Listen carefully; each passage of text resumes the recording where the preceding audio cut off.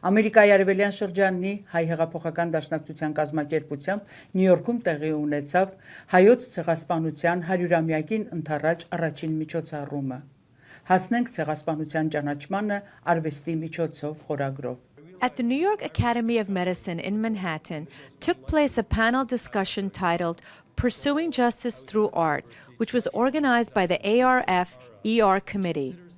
A full house with an enthusiastic audience enjoyed presentations by Atam Egoyan, Chris Pohajalian, Arsene Khanjan, and Eric Nazarian.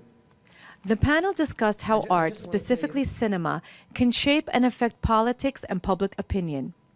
The discussion also revolved around the issue of the recognition of the Armenian genocide and how the role of storytelling through film and literature can play in advancing this cause.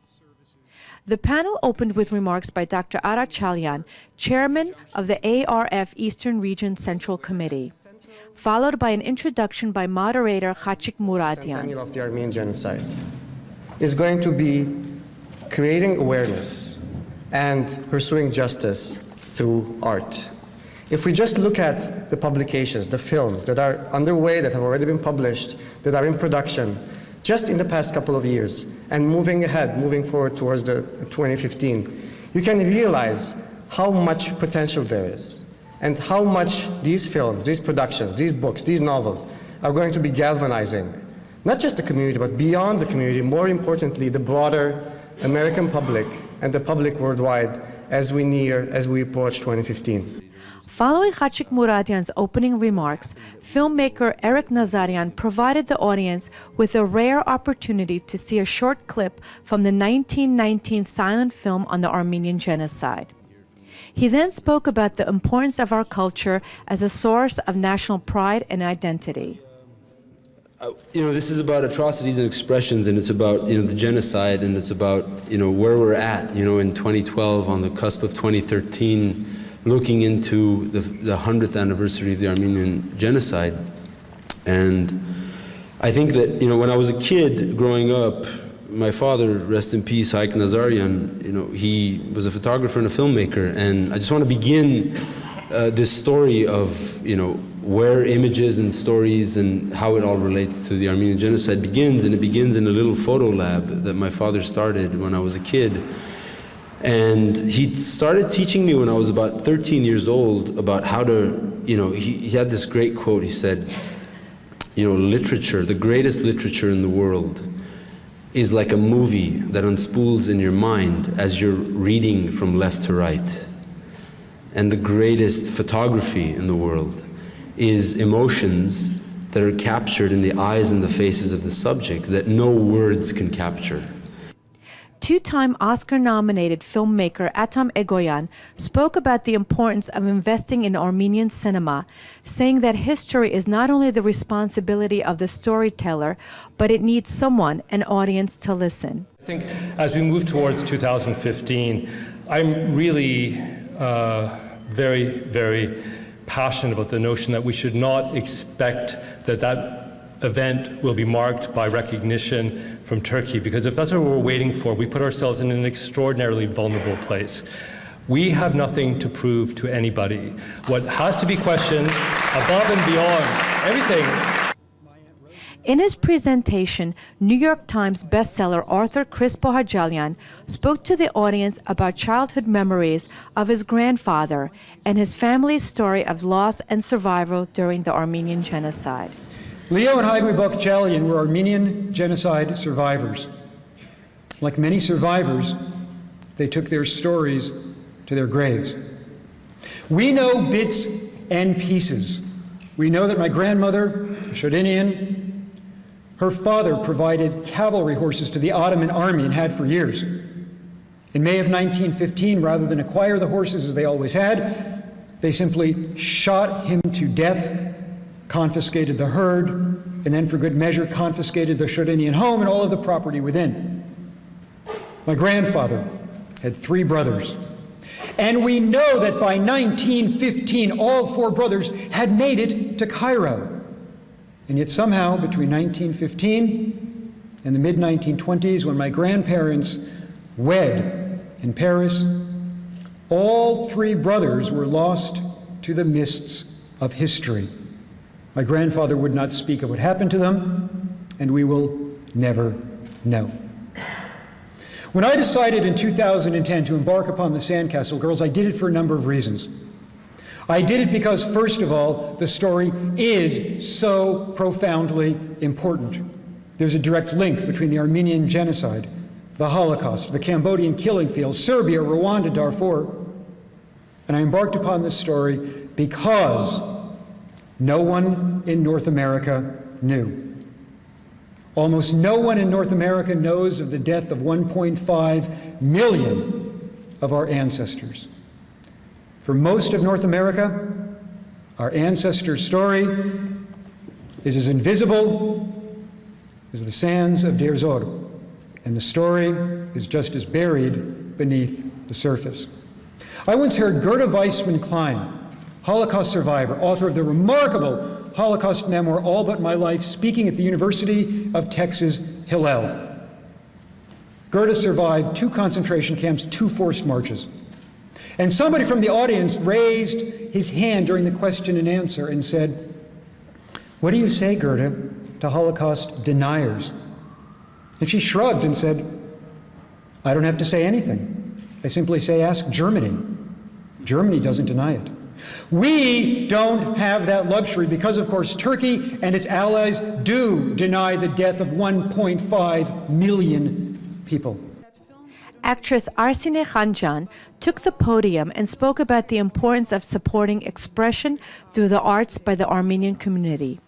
She also stressed the importance of financing, producing, and promoting Armenian cinema to the world stage. Making films need money more than ever. Even if you have your digital technology today, if you want the Hollywood film, the way we all still understand in terms of reaching people, you do have to invest. And that investment comes from all of us who are not necessarily artists, but who are Armenians and who have something at stake in that process. Following the panel presentation, took place a lively Q&A that lasted long into the evening with a large number of audience members participating in the conversation. This stimulating and informative event added its voice to an important discussion about the role and influence of art and cinema in Armenian society today. The event was co-sponsored by the AGBU Young Professionals of Greater New York, the National Association for Armenian Studies and Research, AYF-YOARF New York High-Arctic Chapter, and the New York Armenian Students Association.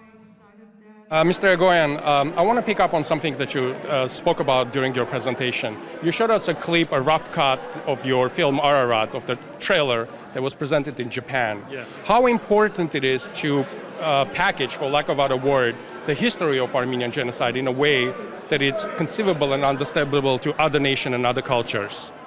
Well, that's a very good question. I think one of the amazing things about this conference is that we heard that there's different opinions about that. I think that Chris Bajalian was saying that you need a romance. You need to have something that people can identify emotionally, and that becomes marketable. It's funny, I saw there was a quote from the New York Times saying it's the most provocative film of the year.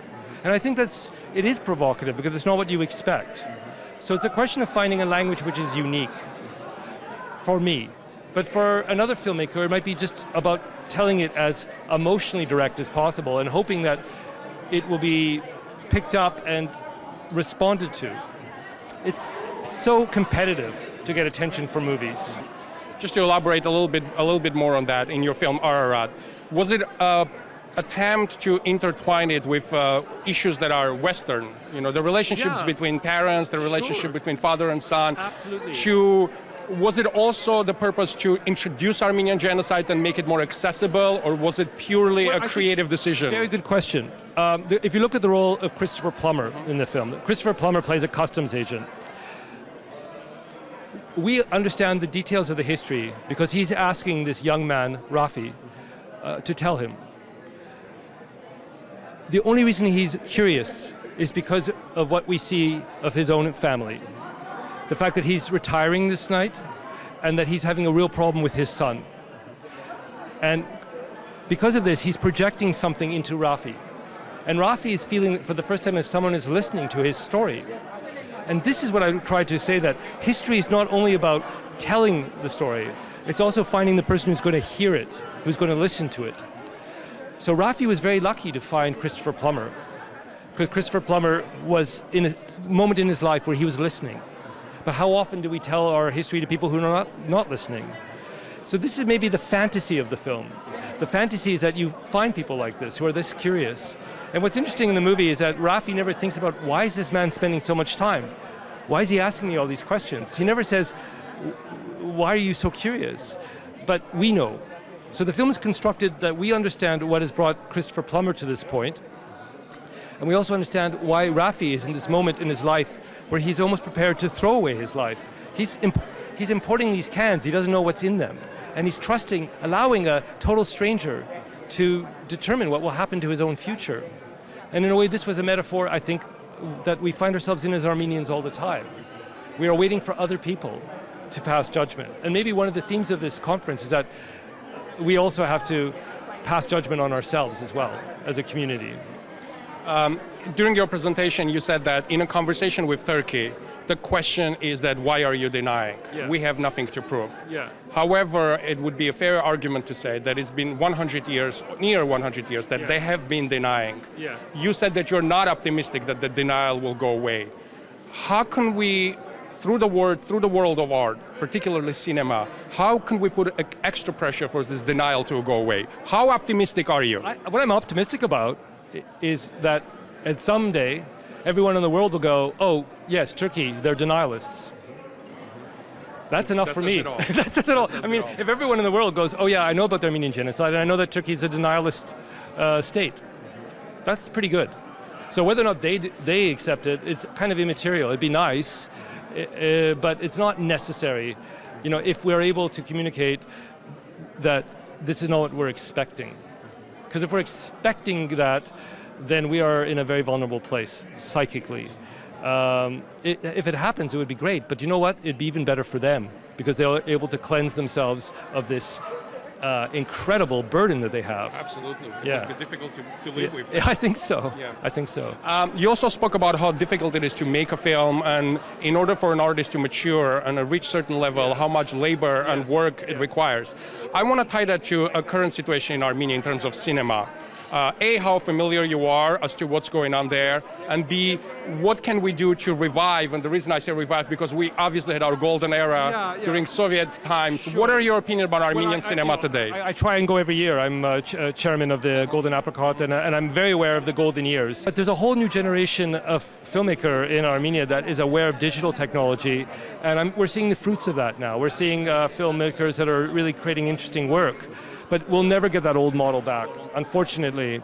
But it's not just Armenia, it's also Czechoslovakia, it's also Hungary, it's many of these countries. So it's just the way it is, you know. But they were beautiful films. I mean, they were, and you know, it's funny, I'm always aware when I say the first film to deal with genocide, but of course I think of Malyan's Nahabet, right? Which is actually the first film, you know, and I remember the opening of Arad in Yerevan, I met Sarkisian, and I was like going, wow, you were actually the first person to represent trauma, right? You know, so I think that you know, it's an incredibly rich tradition. I'm glad it's being preserved, and I'm glad that you know, that those films were made, and they were shown on 35mm film, which means that they will be preserved forever. Absolutely. Yeah. And I'm going to take a courage and ask you the final question. What are you working on now? What should your fan expect? Yeah, well, I'm finishing a film that I shot in Atlanta with Reese Witherspoon and Colin Firth called Devil's Knot.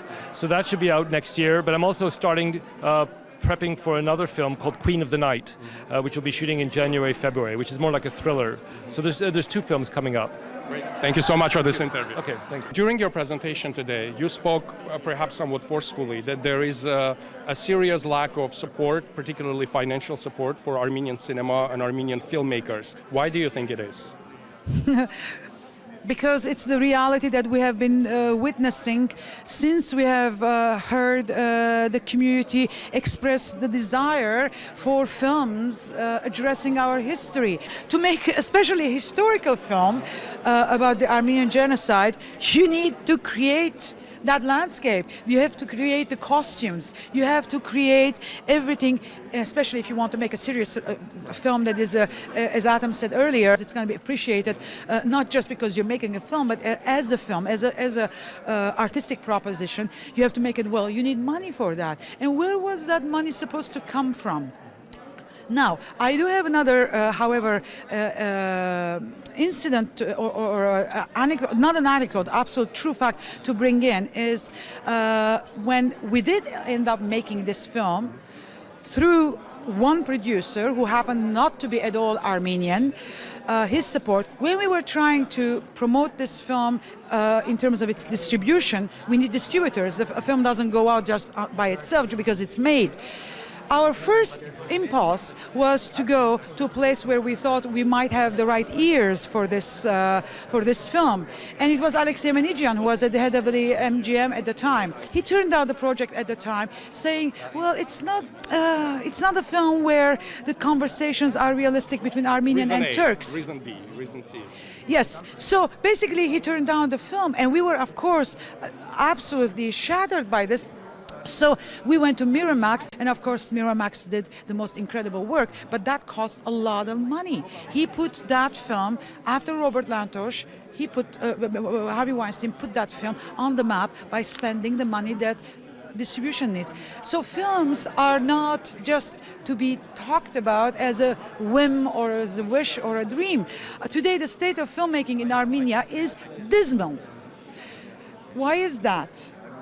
Of course there are the technologies, and like Eric said, there are a lot of great films that are costing very little money, but there are also a lot of films, such as historical films, if we want those films to be told in a significant way, where we need to be backing them, and we have to appreciate the importance of that. So I think the conversation that we were having today is only timely in terms of the very pressure that we have as artists, as filmmakers, felt from our own community. And you know, again, no one is obligated to give us that support. It is to us. It's for us. Chris Bohjalian's novel is an incredible novel to be adapted to the screen, but it's going to be very expensive because it's set in the present, but also it's set in the past. So who are we going to be able to convince to get the money that we need so that the filmmaker can make that film? I just want to elaborate a little bit more about this, because obviously this is a very serious issue, and the lack of funds for films stretches not only in this diaspora, it includes Armenia, and I think it's fair to say that Armenian cinema is lagging on every level, on international level or on a local level. Having said that, don't you think that the current political situation that we have in Armenia, or economical for that matter of fact, requires a serious financial investment to build a basic infrastructure, to make sure that people have roads, to people have food to eat, to people to have programs to function, and then after that the people, particularly the Armenian diaspora here, would have an opportunity to think broader and perhaps think about investing into cinema. Why do you think it's equally important? It's equally important because it equally participates to the resurrection, the rejuvenation, the rebirth of a nation, of a culture. Art and culture for thousands of years have been part of our survival as societies. They are absolutely equally important as having food in our mouths, as having railroads or having transportation systems, having an economy. The artistic process is part of the survival of a nation. There is no two ways to understand it as far as I'm concerned. And anyone who can challenge me on that, I would be very, very happy to sit down and have a very long conversation. I would love that conversation to exist, because there is no culture in the world who has survived significantly without investing in their artists and in their creativity. And don't forget, when we refer to ourselves as a old culture, what are the examples that we are bringing on? They're not the wars, I'm sorry. They're not the economic flamboyant palaces that we have. What we are bringing on is our literature. They're our artists, our filmmakers. So I think it is equal. And also I would like to add that if Armenia was capable from within itself to run the country without the incredible level of corruption, the incredible level of a few really thinking that they have the right to run the country the way they are doing. If our economy was really properly taken care of from the first day of independence and incredible outpour of the diaspora, if not physically, but at least financially, to help the country. If that whole exchange between diaspora and Armenia had been developed in the most honest and open way, where it was not about egos, it was not about you and me, it was about our nation, I think we would have been in such an incredible place where we would not have had to sell Armen film, where we had unbelievable wealth. I mean, you do know the filmmakers of the Soviet period, the golden era of Armenian cinema, for God's sakes, that was incredible. Still, you know, when there are retrospectives and references to them, it makes you proud because you think... But just to continue your thought on that, don't you feel that in order for, before we even get to financing cinema, in order for Armenian cinema, let's say from Armenia, to rise, we need to create an infrastructure, we need to create education.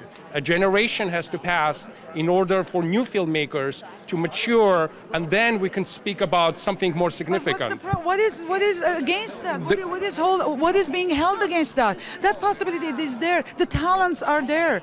The young generation is there, ready to do those projects. But that infrastructure has been dismantled completely for other misuses, and those are historical misuses since independence. I am very sorry, but actually the question is not about having money. We do have the money. It's in the hands of the few and in the hands of the ones who are congratulating themselves of running the country the way they think it's the best way to do. But you know, we have a lot of Philistines in Armenia, and this is an awful thing for me to say because it's my homeland. I go there, and every time I go, I feel that I need to go again and more often. So this is a place that I love, and I do see the talent. You know, Golden Apricot has been a very significant project, event in that sense. But my God, how difficult has it been to sustain, and still it's difficult to sustain. You have to make a lot of compromises, and I don't want to go into the details, but I do know the compromises that are being made so that that festival continues to exist. But you know how many people from the world of cinema have visited Armenia and have become aware because of Golden Apricot. We have the infrastructure, we don't know how to take care of it. And at the end of the day, it needs trust, imagination, and really belief that the artist and the artistic process is an equal contributor as an economist, a politician, a historian, a sociologist. People are historically, how would I say, they are created, they survive on all of these contributions. Thank you so much. During your presentation, you spoke about the power of image. And as we all know, image worth sometimes 1,000 words. Having said that, I think it would be a fair argument to say that as of today, we have rather a limited amount of images, quote unquote, that portrays the story of Armenian genocide and translates it to the wider audience. Where is the problem? Why do you think it is? I think we have too much images, really, when you think about it. You know, the image-making apparatus has really changed the world as we know it. Cell phones, you can make a movie off of your cell phone. You can make a movie off of, you know, your desktop. So everything is images now. But I think that somehow, you know, the image-making apparatus and the connection to narrative storytelling with images, it's still a young art. It's only 100 years old, you know. Art, painting goes back thousands of years. Ballet, dance, sculpture, architecture. Cinema is the youngest art. So because it's the youngest art, I think it still needs to be marinated. It still needs to be understood. We had masters like David Lean and Stanley Kubrick and Bertolucci and Tarkovsky that came at a time where they were really creating the image-making apparatus to tell movies about the world, about their own experiences. And Tarkovsky introduced Russia to the world through his cinema. Parajanov introduced the Caucasus, Armenia. Mamoulian came to America. So we have a problem now because we have so much image, but the economy is in trouble, and investing in movies in this country is not a healthy business. So that leads to less braver films being made. But at the same time, it also leads to great movies being made under shoestring budgets, which is what the greatest movies are made, with shoestring budgets. So I think we've lost this respect for image making, which I think, back then when it was film, you had to be much more disciplined. Now that's digital, I think we've lost our discipline. So we need to be a little bit more disciplined about how we make images and how we tell the Armenian story. But having said that, you criticized perhaps somewhat forcefully that Armenian diaspora does not perhaps understands the power and leverage that comes with investing into good cinema and telling our story on a grander scale. Why do you think this disconnect? Where does this disconnect happens? Who doesn't translate well in a conversation? The artist or the diaspora? I just don't. I think, look, the diaspora's had it hard. We've suffered Qarabağ, we've suffered the earthquake, we've suffered the genocide, we've suffered 70 years of communism. We've had a hard 100 past years, let's face it. So obviously the last, Hatsine Karevora, not art. I get it. But I think we had this amazing golden age of Armenian cinema in the 60s and 70s, and we lost it. And we're not doing anything to resurrect it. We have a phenomenal film culture in Yerevan. Golden Apricot Film Festival. What other festival in the Caucasus brings Wim Wenders, Emir Kusturica, Sokurov, all these great filmmakers, to Yerevan? Who else has gone there? Yeah, it's remarkable. They do a great job. I'm a part of that festival, and I'm a jury member there. I do the Armenian Turkish Cinema Platform to try to help Turkish and Armenian filmmakers kind of make movies, about common histories and the genocide and everything. But we have no industry. We've lost our industry. We have no film industry. And how do you see that industry being revived? Does it start with a basic level of education? Do we need a few generations for it to come back? Yeah. What's the trajectory? I think the trajectory is, number one, having a vision, having a great idea. Number two, having a very serious investor. Not just one, but the government. Look, I'm not a politician, I'm a filmmaker. I don't know what the answer to these problems are, but I do know that if you want to really, you look at Israel, Iran, Turkey, Romania, they're making great movies for shoestring budgets. Their movies are going around the world and they're promoting their culture without promoting their culture. We're 25, 30 years behind. And I say that with absolute love because I'm a diehard Armenian. I'll go to my grave as a diehard Armenian. But I like to criticize my own people because we don't step up to the occasion. We don't invest in our young filmmakers. We have everybody and their mother wanting to hire all the great big directors and writers and actors. Go with God, God bless them. But we don't invest in our culture. It's like we mourn the loss of culture with April 24th every year, but we never invest in our culture. And this I have a problem with, especially with our diaspora. Again, I get it. We have a lot of differences in our culture, politics, religion, but we just don't invest in our culture. Why? We invest in real estate, we invest in jewelry, we invest in wedding banquet halls, we invest in churches, but why the hell do we not invest in our culture? It's lack of education. Exactly. So I think that the question is not with me, because I think I've identified what the problem might be. I think the question lies with the community leaders to take a good look at themselves and say, look, maybe we failed culture. Why don't we have an Armenian Guggenheim organization? Why don't we have a Gulbenkian Foundation here? Why don't we have a Krikorian Foundation here? Why don't we support 100 artists who are not Armenian to do studies in ethnic anthropology in Asia, but it comes through an Armenian cause, or Armenian anthropology? Like, why do we not have that? Because we sure as hell have the capital. We don't have the organization or the vision. We have the talent and the capital. We don't have the organization, we don't have the vision, and we don't have the investment. And what do you work on now? What's your project? What are you involved in right now? I'm very busy now on the Sandcastle Girls. I'm adapting the Sandcastle Girls to be a motion picture, hopefully, in the next couple of years. That's taking up all my time, and it's keeping me pretty busy. I just want to elaborate on that, because I've spoken to Chris and I've read the book. What are the main challenges right now you're in an adaptation of a screenplay. Yeah. What are the main challenges in translating this into a screenplay format or in a visual format? The main challenge is that it's such a beautiful book. every word you read, every sentence you read, you're like, ooh, like how do I adapt that? Because, novels are so intimate. Cinema is so public. So how do you take what's intimate and turn it into a public novel? That's the big challenge. Well, best of luck, and we'll be in touch. Thank you. Yes, been best.